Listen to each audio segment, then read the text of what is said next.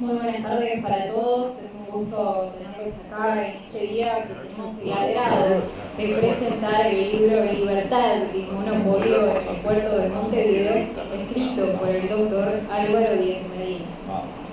El autor de este libro es profesor de pensamiento político y social en la Universidad de Montevideo. Además, el autor fue redactor, editor y columnista de varias publicaciones periódicas en Uruguay y embajador de la República ante el gobierno de los Estados Unidos desde el año 1995 al 2000. Esta obra procura hacer una contribución al estudio del marco jurídico reglamentario que a partir de 1992 procura posicionar al puerto de Montevideo como el centro de transbordos interatlánticos más importante de América Latina.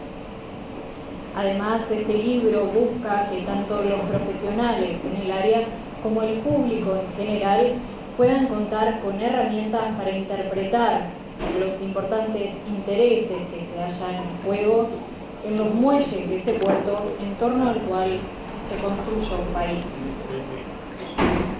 Ahora sí, antes de comenzar con las disertaciones, me gustaría agradecer enormemente la presencia de dos expresidentes de la República Oriental del Uruguay, el doctor Julio María Sanguinetti y el doctor Luis Lacalle Herrera. Ahora sí, sin más preámbulos, me complace darle la palabra al doctor Gerardo Tapia, integrante de la Junta Honoraria de Fundación de Cultura Nacional. Estimados invitados, colegas y amigos, presidente Sanguinetti, presidente Lacalle, muchas gracias por su presencia en este día. Es un honor para mí, en calidad de director de la Fundación de Cultura Universitaria, darle la bienvenida a la presentación de la obra Libertad y Monopolio en el Puerto de Montevideo. El Puerto de Montevideo ha sido y sigue siendo un eje fundamental en el desarrollo económico y comercial de nuestro país. Desde su fundación como ciudad, Montevideo ha sido la llave de acceso a toda la cuenca del Plata, un puerto estratégico codiciado por españoles, portugueses, ingleses y porteños a lo largo de la historia. Su gestión ha estado enmarcada en debates sobre regulaciones, competencia, monopolios, libertad e intervencionismo, cuestiones que han dado lugar a importantes reformas normativas. En este sentido, el libro que hoy presentamos, escrito por el doctor Álvaro Díez Medina, constituye una valiosa contribución para comprender la evolución y el estado actual del marco jurídico que rige la actividad portuaria en Uruguay y más particularmente en nuestro puerto principal. Adicionalmente, esta obra representa una gran contribución para profundizar la doctrina nacional sobre el derecho marítimo, disciplina que no está tan desarrollada como otras materias más clásicas dentro del derecho. En ese sentido, su valor es doble. No solo aporta la comprensión de un tema de relevancia actual, sino que también enriquece el acervo doctrinario de nuestra comunidad jurídica. Contamos en esta ocasión con la presencia de dos distinguidos expositores, el doctor Augusto Durán y la doctora Graciela Rocco, a quienes agradezco profundamente por su participación. En particular, quiero expresar mi gratitud a la doctora Rocco, quien hace aproximadamente 6 años fuera mi profesora en la materia de Derecho Administrativo 2, experiencia que recuerdo con gran estima. Agradezco la presencia de todos ustedes en este evento y los invito a aprovechar este espacio para intercambiar ideas y reflexionar sobre esta temática de tanta importancia para nuestra República. Asimismo, los invito a leer esta obra, a estudiarla y debatirla, porque su contenido no solo aporta el conocimiento jurídico, sino que también invita a pensar en el porvenir de una de las piezas claves de nuestra economía. Que este libro es una herramienta de consulta, análisis y de diálogo para todos los interesados en la materia. Sin más, cedo la palabra a los expositores, quienes compartirán con nosotros sus análisis y perspectivas sobre esta obra. Muchas gracias.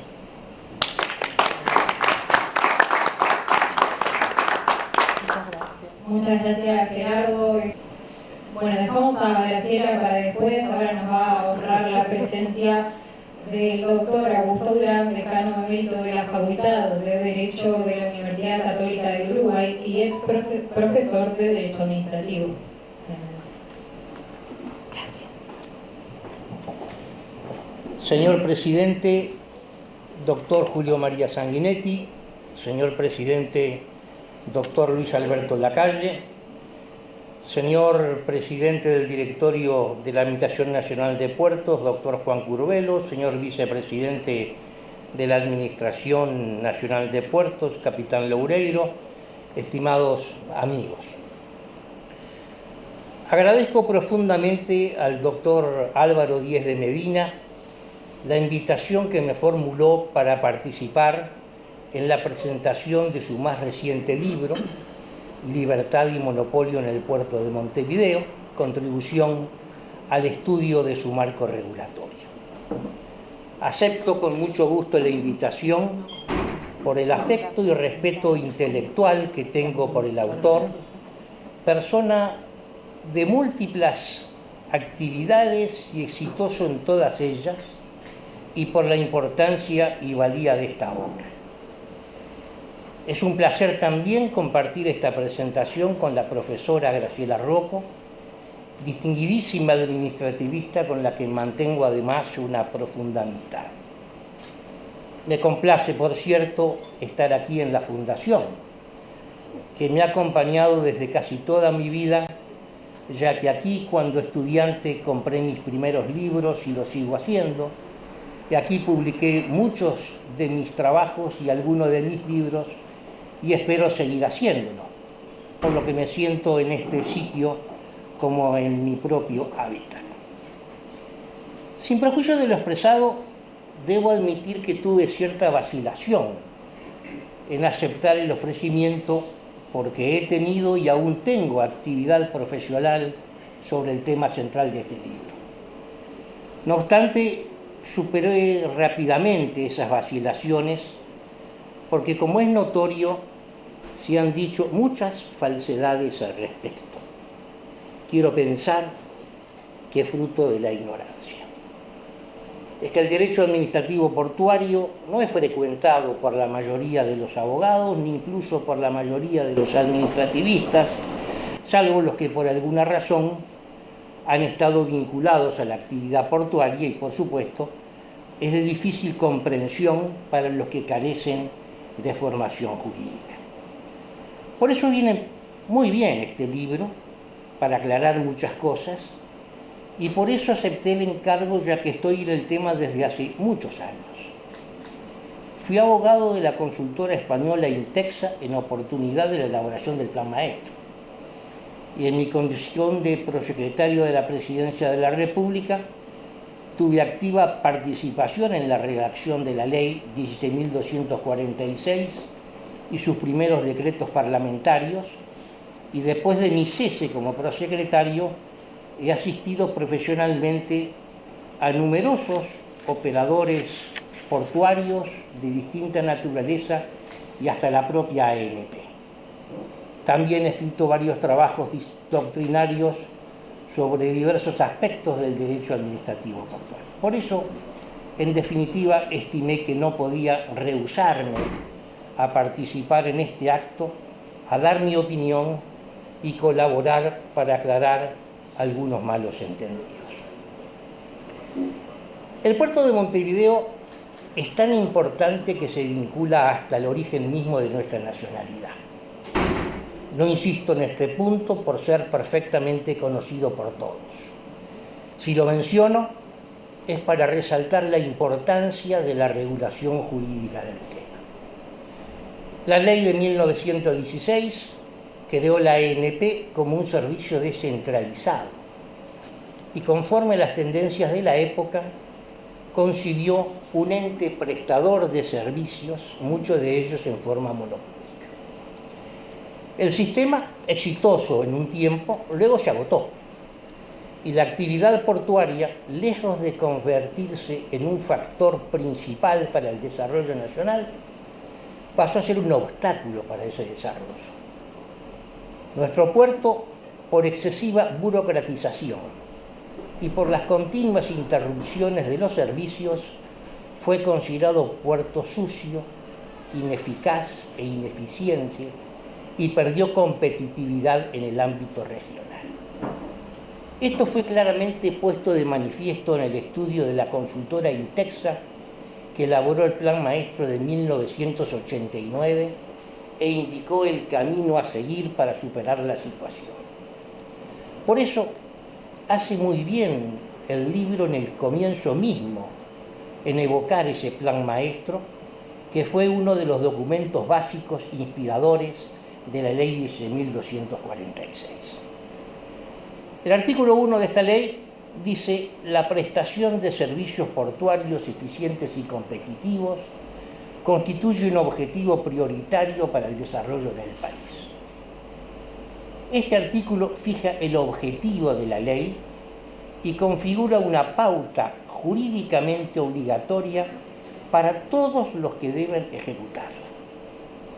El mandato legislativo justifica que los servicios portuarios se presten durante las 24 horas del día y durante todos los días del año si la respectiva demanda lo requiere, respetando el principio internacionalmente reconocido como servicio empezado, servicio terminado, a fin de asegurar la continuidad de los servicios. Para el logro del objetivo indicado y en clara aplicación del principio de subsidiariedad, la ley cambió el modelo portuario. De un modelo de puerto operador pasó a un modelo de puerto propietario. La ANP pasó a ser más un organismo de asesoramiento, administrador y conservador de bienes de desarrollo portuario que prestador de servicios.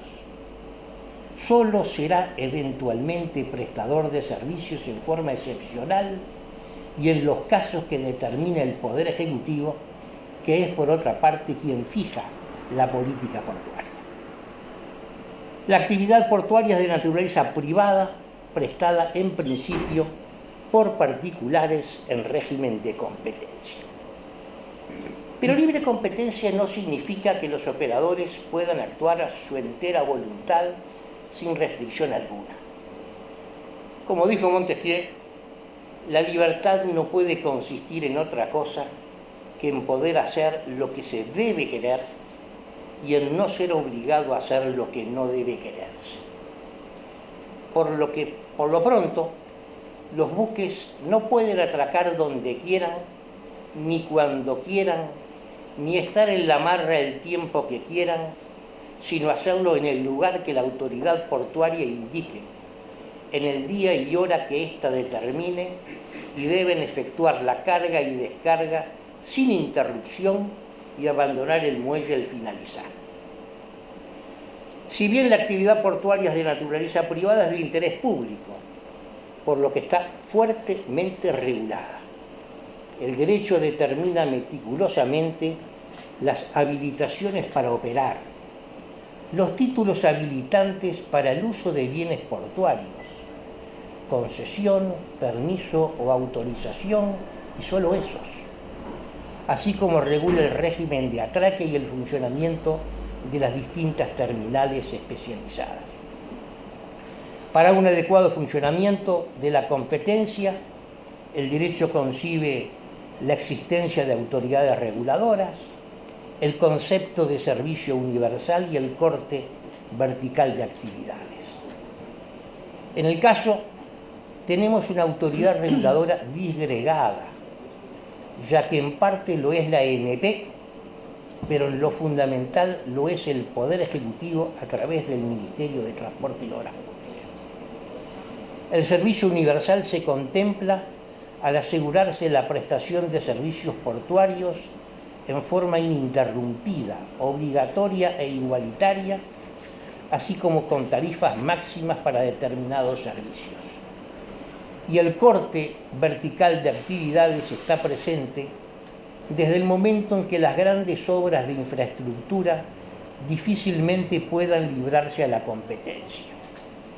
Una cosa es la competencia en la estiva y desestiva, transporte intraportuario, depósito de mercaderías, servicios de lanchaje, de remolque, embarque y desembarque de pasajeros, entre otros, y otra muy distinta es la construcción y manejo de las grandes infraestructuras que se requieren para cumplir con los objetivos de la ley. Nadie invierte lo que hay que invertir para construir y operar esas grandes infraestructuras si no se aseguran las condiciones necesarias que permitan un retorno de la inversión y una ganancia razonable. La nueva normativa portuaria concibe la actividad a través de terminales especializadas. El decreto 183 del 94, por su artículo 33, define la terminal portuaria y las terminales especializadas.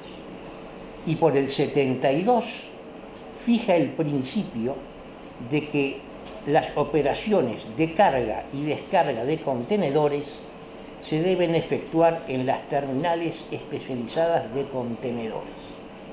Solo excepcionalmente se pueden realizar operaciones de carga y descarga de contenedores en los muelles generales o polivalentes y se determinan con precisión esas excepciones. Por eso, con todo acierto, destaca el autor del libro que hoy presentamos que el propósito de la ley es constituir un hub portuario, entendiendo por tal, y así lo define Álvaro en el libro, el centro, hub, desde donde se redistribuye y embarca a destino un flete embarcado desde un punto de origen, feeder o radio, que así lo alimenta. Y señala con razón, y leo textualmente, que el proyecto de hacer de Montevideo un hub portuario requiere de una operativa de contenedores especializada, que lleve a la concentración de las líneas en el recinto de manera de superar las distancias en la confluencia de buques feeder por un lado y buques transoceánicos por otro, garantizando las inversiones de escala que hagan tal operativo posible a fin de acortar los plazos de espera en las barcazas en tránsito y garantizando además ventanas de atraque a las líneas navieras de conformidad con los principios de máxima productividad, eficiencia y calidad recogidos por la reglamentación de la ley. Una reforma tan radical llevó su tiempo, no solo por la novedad, sino porque los procedimientos para construir una terminal especializada de contenedores resultaron todos frustrados. Por eso cobra especial relevancia la modificación o la rectificación del plan maestro realizada por la consultora francesa Sogreag en 1999.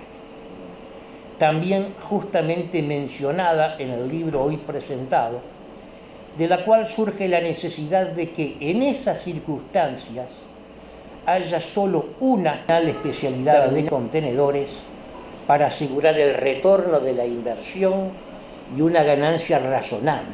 Y eso fue lo que alentó a los inversores. Esta rectificación del plan maestro dará origen al artículo 20 de la ley 17.243 de 29 de junio de 2000. Por este artículo se prevé la creación de una sociedad de economía mixta para construir y explotar una terminal especializada de contenedores en régimen de concesión de obra pública. El 20% de las acciones de la sociedad pertenecerá a la ANP y el 80% restante se subastará y se fijan las bases de la subasta. Ese es el origen del actual terminal Cuenca del Plata, TCP, que explota actualmente la terminal de contenedores especializada del puerto de Montevideo. No obstante lo expresado, y en desconocimiento de las bases de la subasta que preveían una sola terminal especializada de contenedores, a efectos de asegurar la inversión, por ley 18.530 del 31 de julio de 2009, se previó una nueva terminal de contenedores en el puerto de Montevideo, que sería construida y explotada por una sociedad anónima cuyas acciones se subastarían en su totalidad. Naturalmente que la subasta se frustró, porque no estaban dadas las condiciones para que el sector privado construyese y explote una nueva terminal especializada de contenedores. Eso no era económicamente viable y nadie invierte para perder, por lo que la ley se extinguió ante la frustración de la subasta. Pero a partir de ese momento, la ANP comenzó a derivar la operación de carga y descarga de contenedores a muelles generales, en claro desconocimiento del artículo 72 citado. Y al hacerlo dio prioridad en esos muelles a la operación de contenedores sobre otro tipo de cargas y descargas, lo cual no respetó las prioridades por orden de llegada. Y no solo eso, sino que si por ejemplo estaba operando un buque granelero de pesca y llegaba un portacontenedores, se suspendía la actividad de aquellos para atender a este último. Con esto, no solo se desconocía el principio de servicio empezado y servicio terminado, sino que se efectuaba una discriminación injustificada que violaba el principio de igualdad. La situación se agravó porque la ANP, por vía de almacenaje, asignó a un operador portuario el uso de una importante cantidad de bienes portuarios, prescindiendo de los títulos habilitantes que la ley exige. De particular valía es el capítulo de este libro sobre el almacenaje, en que el autor, con gran precisión jurídica, demuestra que el almacenaje es un contrato de depósito y no configura un título habilitante para el otorgamiento de derechos de uso de bienes portuarios. El mal uso del almacenaje, unido al desconocimiento del artículo 72, posibilitó el funcionamiento de otra terminal de contenedores, de hecho, que afectó el funcionamiento de la terminal de TCP y alteró sensiblemente la ecuación económica financiera del contrato. En efecto, esa terminal de hecho funcionó sin haber seguido un procedimiento competitivo, utilizando los bienes portuarios y los correspondientes títulos habilitantes, sin pagar el canon que paga TCP y sin hacer las inversiones que tiene que hacer TCP, lo que posibilita cobrar tarifas inferiores, lo que desnaturaliza la competencia del sector. En suma, se perjudicó a TCP, a los demás operadores portuarios que trabajan con mercadería no contenerizada, y el puerto de Montevideo empezó a perder importancia a nivel regional. Se produjo una subversión total de los objetivos de la ley. Todos estos aspectos son puestos de manifiesto con claridad meridiana en el libro que hoy presentamos. Los accionistas privados de TCP, que conforman el grupo Catornati de origen belga, efectuaron su inversión en el marco del tratado suscrito entre la República Oriental del Uruguay y la Unión Económica Belgo-Luxemburguesa, ratificado en nuestro país por la Ley 16.856. Lo sucedido significó una violación de dicho tratado, además de la normativa nacional ya citada, por lo que los inversores belgas dieron inicio al procedimiento de solución de controversias previsto en el mencionado tratado. Se iniciaron así negociaciones que culminaron con el acuerdo de 25 de febrero del año 2021. No voy a explicar todo el acuerdo, no puedo hacerlo. Por eso, más allá de la renuncia de Catornati al reclamo que motivó el comienzo del procedimiento de solución de controversias y a la finalización de los litigios existentes entre las partes, solo referiré a los aspectos más relevantes a los efectos de esta presentación. Lo primero que deseo destacar es que las partes se comprometen al restablecimiento de la operación portuaria en cumplimiento de las normas vigentes y de aquellas que rigen la actividad concedida a TCP. O sea, las partes se comprometen a cumplir con el derecho. Es insólito, pero es así. Las partes se comprometen a cumplir con el derecho. A tales efectos, entre otras cosas, se aclara que a.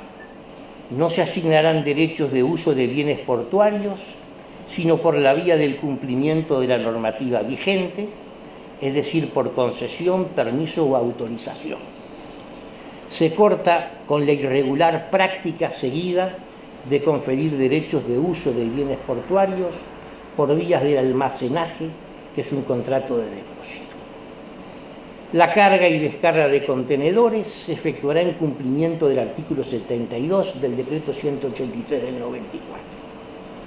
Es decir, se efectuará en principio en la terminal especializada de contenedores y solo podrá efectuarse en los muelles polivalentes en los excepcionales casos previstos en el citado artículo 72.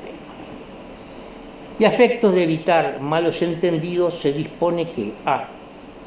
No se podrá autorizar grúas pórticos en los muelles generales, puesto que de autorizarse, ello provocaría una especialización del muelle polivalente, fuera de los muelles especializados, y por cierto, desnaturaliza el funcionamiento del muelle general. Y b. No se otorgarán concesiones, permisos o autorizaciones para otra terminal de contenedores mientras esté vigente la concesión de TCP, salvo que el movimiento de contenedores de TCP supera el 85% de la capacidad anual de la terminal por 2 años consecutivos. Y cuando se verifique esa salvedad, esa nueva terminal deberá cumplir con las mismas condiciones de canon y operativas de la de TCP y realizar una inversión similar a la de TCP. Lo expuesto revela que la construcción y operación de las grandes infraestructuras difícilmente se adecuan a la competencia, pero ello no es necesariamente imposible. Será posible si la nueva terminal se construye y opera en las mismas condiciones que la primera, y ello cuando en virtud de la demanda existente pueden ser ambas económicamente viables.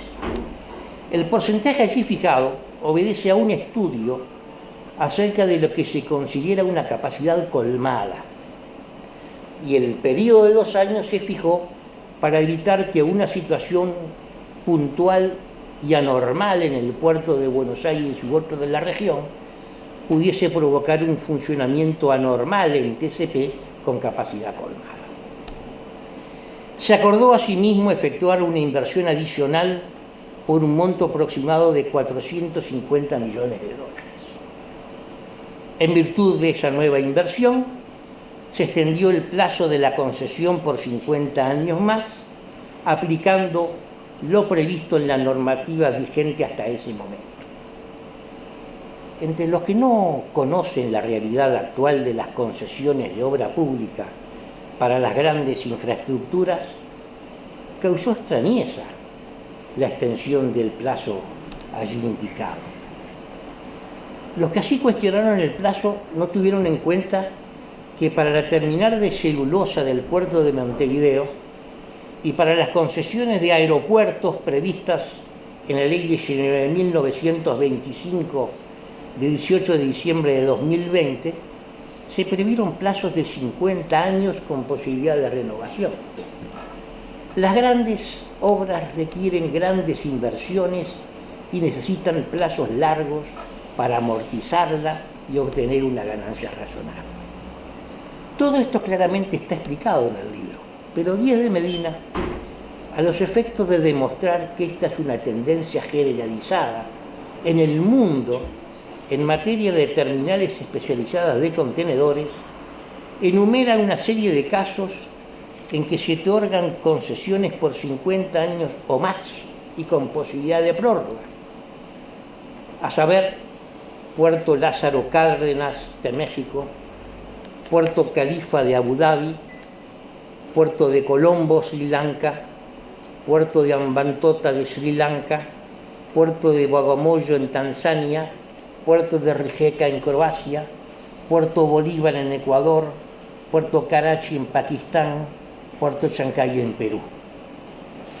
En suma, el doctor Díez de Medina efectúa un adecuado análisis del marco regulatorio general de la actividad portuaria, sobre todo en lo relativo a la carga y descarga de contenedores, explica en sus justos términos las causas que motivaron el diferendo entre los inversores privados de TCP y el Estado, así como los aspectos esenciales del acuerdo de 25 de febrero de 2021.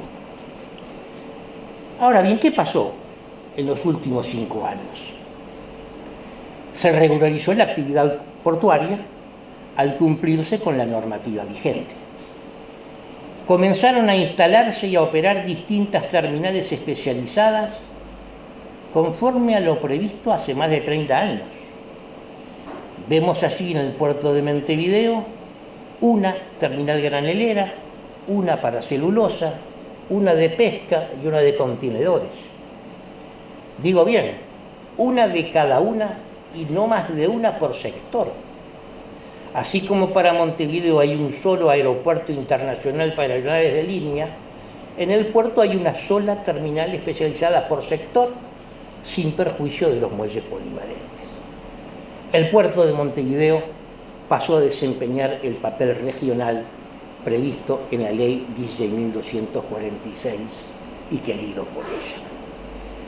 Para terminar, no resisto la tentación de repetir las palabras finales del libro. Al finalizar las obras en curso, el puerto de Montevideo será, pues, 60 hectáreas más grandes que en 2001, contará con 730 metros de muelle, casi 1,5 kilómetros de muellaje operativo, con calado de hasta 17 metros, en anticipación de futuras expansiones y nuevos desarrollos de la ingeniería naval, además de exhibir el consiguiente impulso tecnológico de toda su cadena operativa. Y lo será como resultado de una inversión adicional en el puerto de Montevideo del orden de los $600 millones, ya asegurada al día de hoy por parte de instituciones financieras públicas y privadas que han extendido su aprobación al proyecto, además de su crédito garantizado por activos del grupo inversor. Por cierto que, una vez extinguido el plazo de la actual concesión en 2081, se podrá afirmar con paradojal exactitud y como tantas veces se alegara con animosidad, que así se habrá consumado la entrega del puerto de Montevideo. Su entrega al país, que en nuevas condiciones podrá así entrar al siglo XXII, habiendo resuelto a su favor la ancestral lucha de puertos del Río de la Plata, en la que se encuentra su origen y su destino como república independiente. Por todo lo dicho, felicito al doctor Álvaro Díez de Medina por este libro que, además de oportuno, efectúa una adecuada interpretación de la normativa portuaria que rige en nuestro país y, a mayor abundamiento, constituye un fundado y meticuloso alegato por la verdad histórica. Muchas gracias.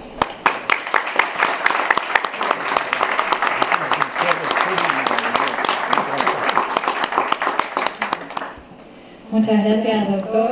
Ahora sí, como adelantaba anteriormente, es un gusto tener la palabra de la doctora Graciela Rocco, directora del área de Derecho Administrativo de la Universidad Católica y profesora del grado 5 de la materia. Bienvenida. Bueno, muchas gracias. Muy buenas tardes a todos. Saludo con especial emoción y afecto a los presidentes de nuestro querido Uruguay, el doctor Luis Alberto Lacalle Herrera y el doctor Julio María Sanguinetti, que realmente nos honran con su presencia y a mí, en lo personal, me hacen evocar aquellos años de mi juventud en los que participé en las respectivas administraciones de ambos, con mucho orgullo, con mucho orgullo. Agradezco a Álvaro la invitación a participar en la presentación de esta obra, porque también me ha permitido reencontrarme con otro querido amigo, también nostálgicamente, Jorge Gandini, por mi pasaje en el Parlamento Nacional cuando me fui de la Presidencia de la República. Un gusto verte, Jorge. También le agradezco a Álvaro que me permita compartir esta mesa con mi alumno, a quien recuerdo con afecto. No lo recordaba por su nombre, pero cuando me lo dijo me acordé perfectamente que era de los muy buenos alumnos. Y con el querido amigo y maestro, el profesor Augusto Durán Martínez, que ha impulsado desde mis primeros pasos hasta el día de hoy mi camino por la docencia y por la actividad académica en nuestra disciplina del derecho administrativo. Y también le agradezco a Álvaro porque esta invitación me ha permitido evocar los tiempos en que mi marido, Ariel Moller, fue el primer director de la terminal de contenedores del puerto en representación del Estado, venciendo no pocos obstáculos para desempeñar ese importante papel. De manera que es realmente un honor estar acá, ver también a tantas autoridades del puerto que tanto esfuerzo han hecho durante todos estos años para que se lograra revertir una situación de incumplimiento del derecho que no era más que eso.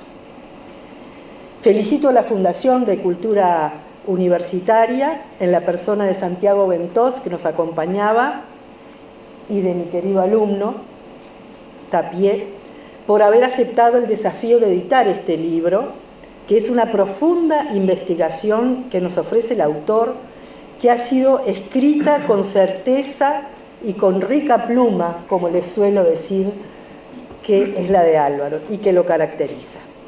Álvaro es abogado por la Universidad de la República, ex diplomático, periodista, docente y escritor. Como periodista fue columnista en política internacional en el semanario Jaque, columnista de las revistas Punto y Aparte y Tres, redactor y columnista de El Día, comentarista de asuntos internacionales de Radio Sarandí y editor y columnista del Observador. Corregime si me equivoco en algo.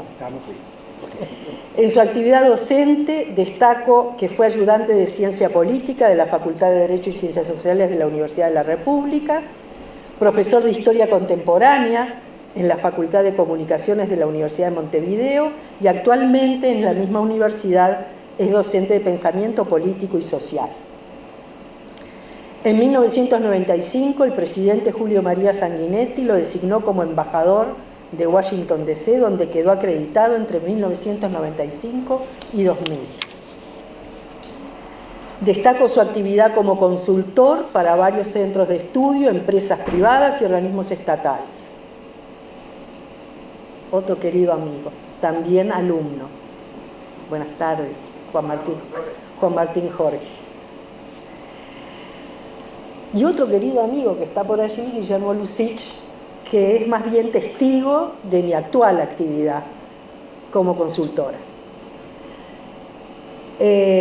Volviendo a Álvaro, es autor de varias obras, entre ellas El voto que el alma pronuncia, una historia del régimen electoral de Uruguay entre 1810 y 1910, que recibiera el Premio Nacional de Literatura del Ministerio de Educación y Cultura, así como el Premio Municipal de Literatura de la Intendencia, en aquel entonces municipal de Montevideo. Otra de sus obras fue El mapa de un engaño, el lado oculto de la trampa tupamara. Esta investigación y composición literaria hace referencia a la época de los tupamaros en torno a los escritos de Héctor Amodio Pérez durante su reclusión en el Batallón Florida en el año 1972. Y la tercera que quiero destacar es El año que nos dimos un golpe de Estado. Es un ensayo publicado en Camino al Golpe de Estado, donde 5 miradas desde la contrahegemonía, en coautoría con Mercedes Vigil, Rodolfo Fatoruso, Diego Díaz y Roque García, en ocasión del 50 aniversario del golpe de Estado de 1973. Y hoy me hace el honor con la presentación de esta obra que quizá tiene un corte más jurídico que las anteriores creaciones del autor, pero que contribuye, como el propio autor lo indica en el título, al estudio del marco regulatorio del puerto de Montevideo. Luego del profundo examen y tan detallado que acaba de desarrollar el profesor Augusto Durán Martínez, acerca de los aciertos del autor en el recorrido histórico desde el origen mismo del puerto de Montevideo y la naturaleza de la actividad portuaria y de la gestión desde su marco jurídico, quiero destacar el aporte que la obra significa para los tiempos que se avecinan, para el después. En particular, quiero hacer énfasis en los capítulos referidos a los diferendos internacionales y los capítulos relativos a los servicios de almacenaje y atraque, más allá de lo que ya avanzó el profesor Durán, donde se evidencia la precisión y el celo del autor en su propósito de arrojar luz en un tema sumamente técnico y de muy difícil aprehensión. Invito a los presentes a hacer un examen cuidadoso del tercer capítulo del libro, donde Díez de Medina realiza un minucioso análisis de la génesis, el transcurso y el desenlace de dos de los más importantes conflictos que enfrentaron al Estado uruguayo con el inversor belga, socio principal de TCP. El primero, al que me referiré muy someramente, porque ya lo refirió también el profesor Durán, tiene que ver con el frustrado intento de constitución de una segunda terminal especializada. No voy a insistir en el tema porque el profesor ya lo ha dicho, pero fue por la demostración de los hechos una clara evidencia de que no era viable una segunda terminal especializada. No era viable ni jurídicamente ni en forma económico-financiera una segunda terminal, porque la subasta se frustró. Lisa y llanamente no hubo interesados para constituir una segunda terminal. El segundo diferendo al que me quiero referir un poco más detalladamente,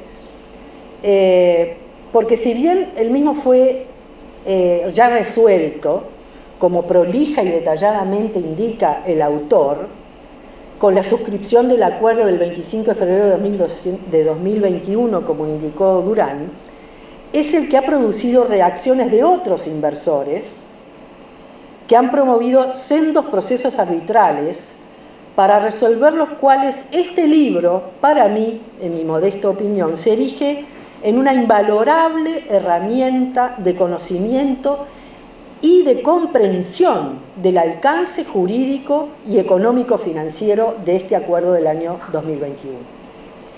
Es de público conocimiento que se han registrado demandas de arbitraje de inversiones contra Uruguay en el CIADI, el Centro Internacional de Arreglo de Diferencias Relativas a Inversiones, por el acuerdo de 2021.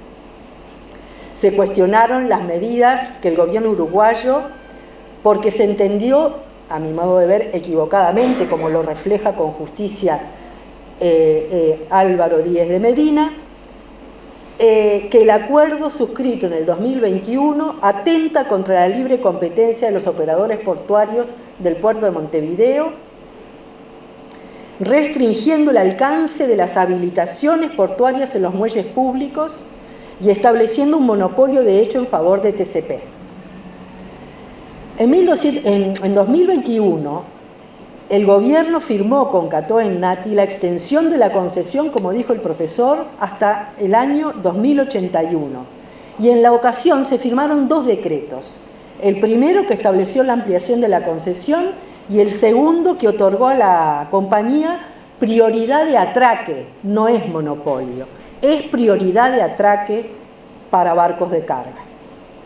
Uno de los textos estableció que la ANP debería priorizar los atraques de buques y barcazas portacontenedores en la terminal especializada y solo podrá movilizar las embarcaciones a los muelles públicos en los casos que dijo el profesor Durán.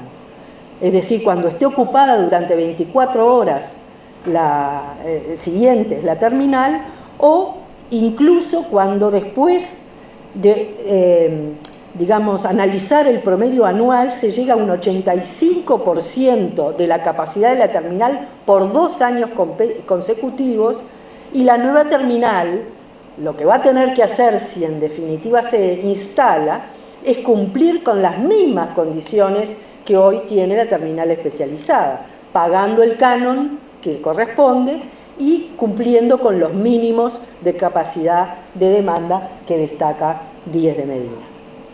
De manera que, mediante el subterfugio del almacenaje, y lo pongo entre comillas porque la normativa no utiliza la expresión, no será legítimo, como no lo era hasta el momento según el desarrollo histórico perfectamente realizado por el profesor, no podrá entonces, decía, operar como terminal especializada de contenedores en los muelles públicos. El operador portuario habilitado solo puede brindar servicios de depósito a terceros, mediando, por supuesto, la concesión o el permiso sobre los bienes públicos. Por su parte, el Poder Ejecutivo, mediante el Decreto 115/2021, aprobó el Reglamento General de Atraque en ejercicio de su potestad reglamentaria en ejecución de la ley, como lo establece el artículo 168, numeral 4 de la Constitución, el que, más allá de una jerga técnica bastante intrincada, terminó con el desconocimiento que desde el año 2000 se evidenciaba respecto de los principios cardinales del régimen portuario que acaba de desarrollar el profesor. Unidad de mando en las operaciones de carga y descarga y de estiva y desestiva, y de servicio empezado, servicio terminado. El CIADI registró ya la solicitud de arbitraje en 2024, y por ello entiendo que esta obra permitirá esclarecer el alcance del acuerdo y su más absoluta legitimidad, decantando así una solución a la controversia sin responsabilidad para el Estado uruguayo. Por ello, mis más sinceras felicitaciones a Álvaro por el aporte que su minucioso trabajo de investigación significará para dirimir las contiendas que se avecinan. Muchas gracias.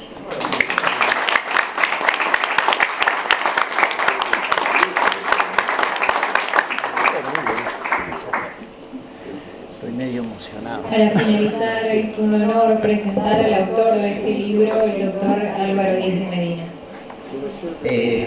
Bueno, como les decía a los exponentes, estoy en cierto punto emocionado por las palabras. Augusto fue mi profesor de Derecho Administrativo junto con el querido Daniel Hugo Martínez, así que es casi ver las nubes de mi juventud, como dice la canción del 30. Es poco lo que puedo agregar. Ellos han hecho un resumen exhaustivo y muy generoso de la obra. Han interpretado, creo que fielmente, los objetivos de la misma, que se pueden dividir en dos. El primero, tratar de arrojar luz sobre los beneficios que le ha representado al país la ley de 1992 y el régimen subsiguiente. En ese sentido, también hace algunas semanas compartí con Luis Alberto Lacalle esa noción de que si su paso por la presidencia de la República va a ser recordado por la historia, sin lugar a dudas va a serlo por su contribución a la regulación moderna del régimen portuario. La historia del puerto de Montevideo es una historia tan rica que daría para que este libro pudiera haber tenido un prólogo de varios volúmenes, porque está asociado, sin lugar a duda, a lo que es el Uruguay.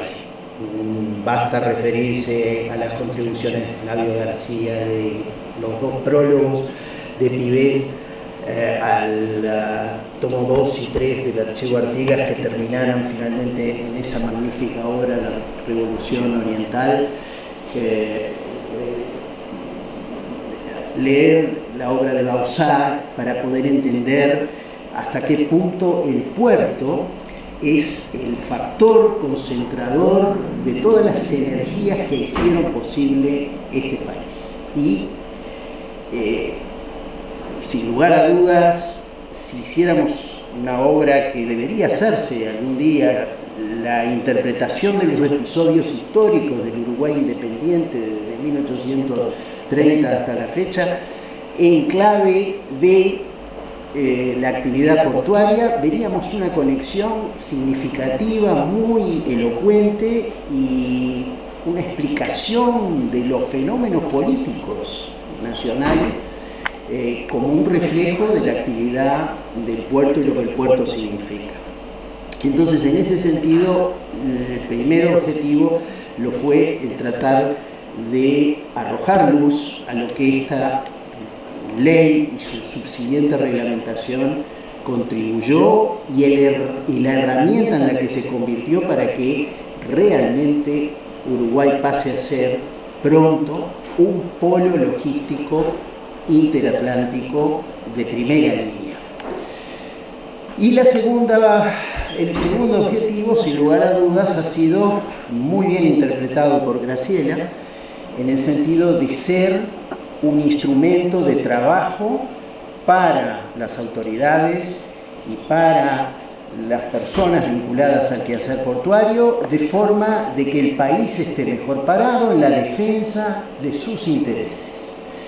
Los desafíos que vienen, en los meses y años que vienen, este libro busca ser esa herramienta que ayude al país en defender sus principios, defender los valores que también ha interpretado la gestión del presente directorio de la Administración Nacional de Puertos, que particularmente destaco.